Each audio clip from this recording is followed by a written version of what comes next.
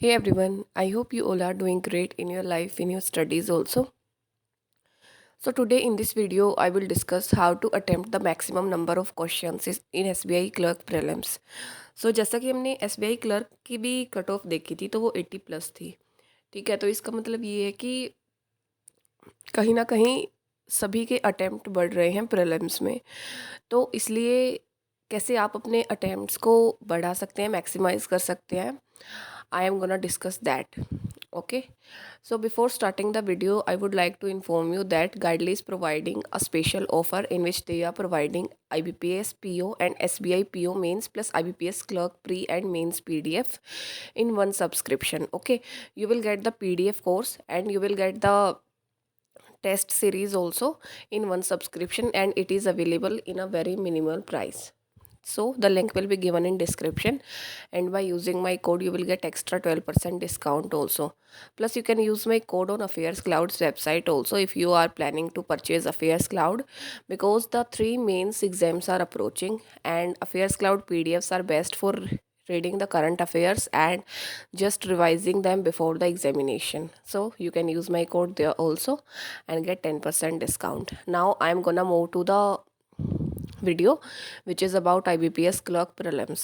Okay, so first I will start with English. So in English what you have to do is, like, there are two type of people whose English is strong or average. Okay, अगर आपकी English strong है तो आप उसको बस सीधे पहले one liner करो, उसके बाद आरसी पे जंप करो। ठीक है, और वन लाइनर को करते टाइम एक बात ध्यान रखो कि कहीं भी कोई भी क्वेश्चन गलत नहीं होना चाहिए। बेशक से वो थोड़ा सा 1 मिनट ले ले, लेकिन वो क्वेश्चन गलत नहीं होना चाहिए, और अपनी रीडिंग को फास्ट रखो। ठीक है, क्योंकि आपको 20 मिनट में आरसी भी करनी है और वन लाइनर भी करनी है, तो अपनी रीडिंग को थोड़ा सा फास्ट रखना इंग्लिश करते टाइम, लेकिन कहीं भी गलती नहीं होनी चाहिए। तो इंग्लिश में वन लाइनर, और आईबीपीएस क्लर्क का पेपर है तो बहुत ही ईजी पेपर आने वाला है इंग्लिश का भी।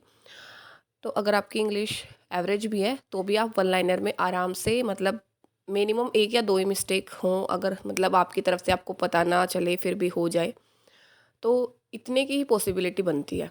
उसके बाद आरसी होती है, तो आरसी पे आपको क्या करना है, सबसे ज़्यादा प्रॉब्लम ये होती है और सबसे बड़ी मिस्टेक ये होती है कि आप आरसी के पैसेज को पूरा पढ़ने लगते हैं, जो कि बिल्कुल गलत है। आपको आरसी को पढ़ना ही नहीं है। पहले आपको क्या करना है कि पहले आपको, जब आप शुरू में, अगर आपके शुरू में आपके पेपर में आरसी खुलती है तो आप आरसी को स्किप करो, और बीच में अगर आपको एंटोनिम सिनोनिम का क्वेश्चन दिखता है ना, तो आप उसको टिक करो। लेकिन दूसरी बात यह है कि एंटोनिम सिनोनिम आपको उसमें देखते ही उसका आंसर टिक नहीं कर देना है।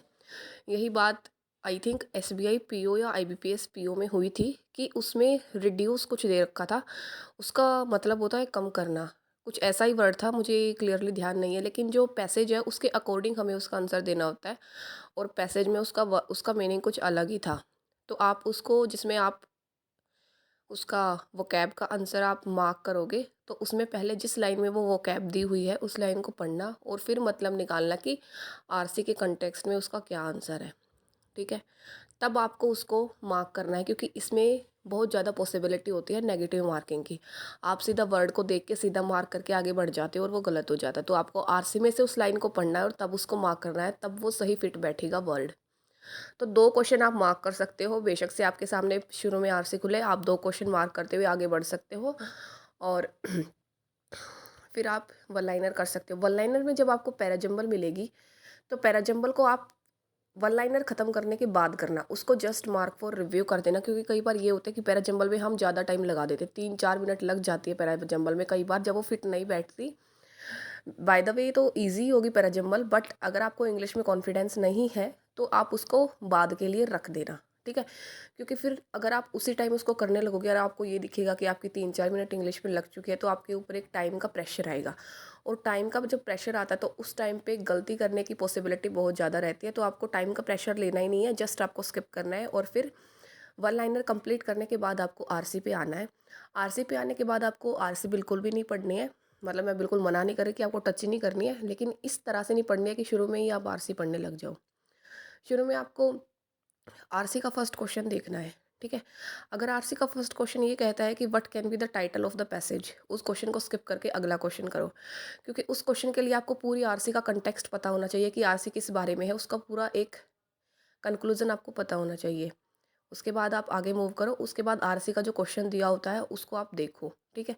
तब आप आरसी की स्किमिंग चालू करो, ऊपर से मोटे मोटे वर्ड देखो और ये देखो कहाँ पे वो लाइन मिल रही है आपको जो क्वेश्चन में दे रखी है, क्योंकि ये ज़्यादा डीप आरसी नहीं आएगी, बिल्कुल सिंपल आरसी आने वाली है आईबीपीएस क्लर्क में। तो आप ऐसे कर लो।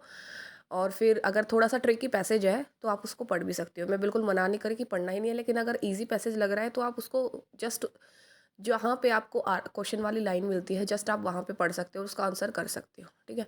लेकिन कई बार ये देख लिया करो कि जैसे वो पॉसिबिलिटी, मतलब जैसे वो पूछता है किसी चीज़ के बारे में कि इसमें क्या क्या चीज़ें इंक्लूड की गई थी, ऐसे टाइप का कोई क्वेश्चन हो ना, तो अगर वो लाइन आपको मिल जाए कि ऐसे टाइप की चीज़ें इंक्लूड की गई थी, उसमें दो ऑप्शन है, तो उसके नीचे दो तीन लाइन और देख लिया करो, क्या पता उन्होंने ऑल्सो लिख के एक चीज़ और ऐड कर रखी हो, ठीक है।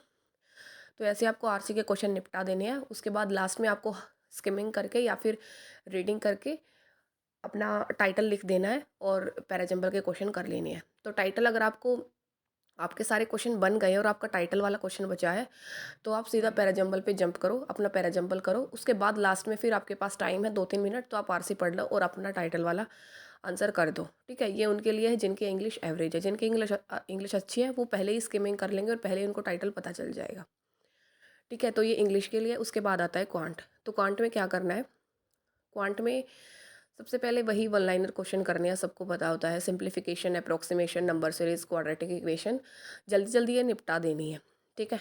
और क्वांट का लेवल थोड़ा सा मॉडरेट हो सकता है, जैसा कि हमने एसबीआई क्लर्क में भी देखा था, क्वांट का लेवल आजकल थोड़ा सा उन्होंने उठा दिया है, तो इसलिए क्वांट का लेवल मॉडरेट हो सकता है, क्योंकि हम कुछ भी प्रिडिक्ट नहीं कर सकते पेपर से पहले।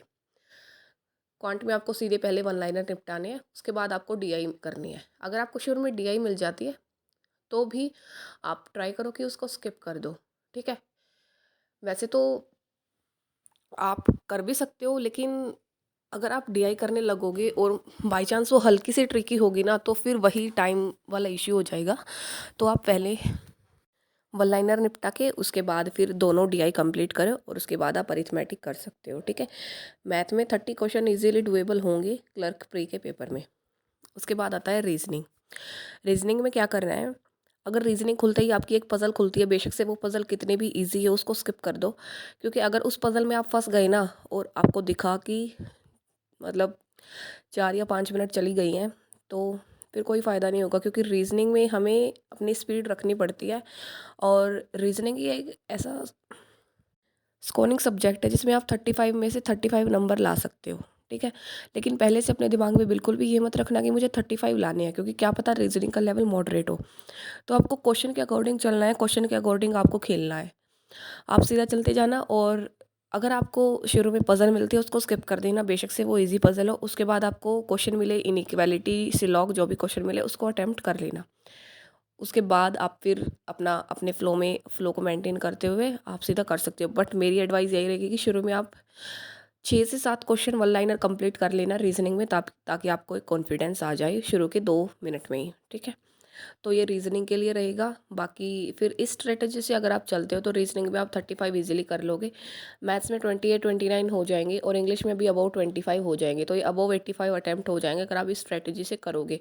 और जो जो बातें मैंने बताई हैं उनका ध्यान रखना आईबीपीएस क्लर्क में, क्योंकि सबको पता है कि क्लर्क की प्रीलिम्स की कट ऑफ कितनी जाती है, ठीक है। तो दूसरी बात ये है कि अगर आपका ये फर्स्ट टाइम पेपर है तो भी कोई प्रेशर लेने की ज़रूरत नहीं है। बस दिमाग में एक बात ध्यान रखना है कि ये क्लर्क का पेपर है और ये बहुत इजी है। अगर मैं आपको टाइमर ना दूँ ना तो आप पूरे क्वेश्चन सॉल्व कर सकते हो क्लर्क प्री के पेपर के। तो जस्ट आपको ध्यान रखना है कि आपको सब कुछ आता है, जस्ट अपनी स्पीड जो है वो मेंटेन करनी है आपको पेपर में, और अपना बेस्ट परफॉर्म करना है। So that's all. Thank you and have a nice day and all the best for the examination.